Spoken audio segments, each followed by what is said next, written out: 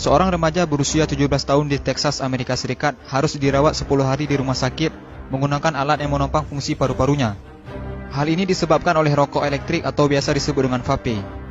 Pada awalnya, Triston terbangun dari tidurnya dan kemudian muntah-muntah pada suatu pagi di bulan lalu.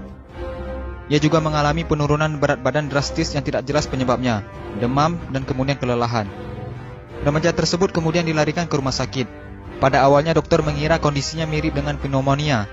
Namun setelah melakukan CT scan, ternyata hasilnya negatif. Kondisi Triston semakin memburuk, paru-parunya gagal berfungsi secara mendadak. Remaja itu pun harus diintubasi atau dimasukkan tabung endotrakeal melalui mulut atau hidungnya untuk menghubungkan udara luar dengan kedua paru-parunya agar paru-parunya tetap bisa berfungsi dengan baik. Seluruh tim medis mencurigai bahwa vape yang diakui oleh Triston telah dikonsumsinya sejak di kelas 8 diduga menjadi biang kerok gagalnya paru-paru Triston.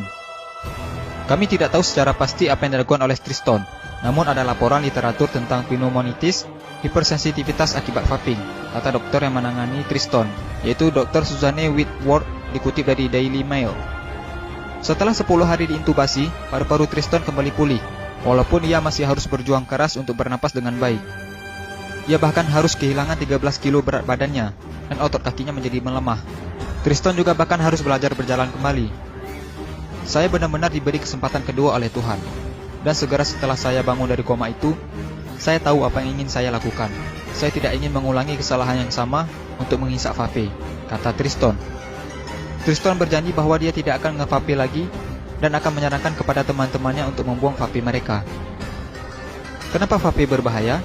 Kepala Badan Pengawas Obat dan Makanan atau BPOM Penny Dukito menyebutkan akan segera mengusulkan larangan penggunaan vape atau rokok elektrik.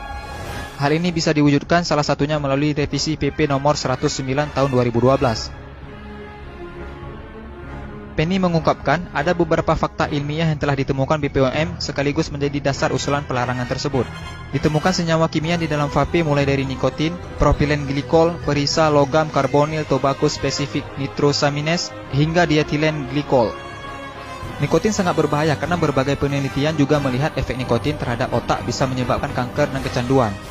Propilen glikol juga sangat berbahaya karena jika dikonsumsi secara terus-menerus dapat menyebabkan gagal ginjal. Menurut laporan yang dipublikasikan dalam jurnal Investigate Medicine High Impact Case Reports tahun 2015. Memang vape tidak langsung memberikan dampak buruk bagi kesehatan.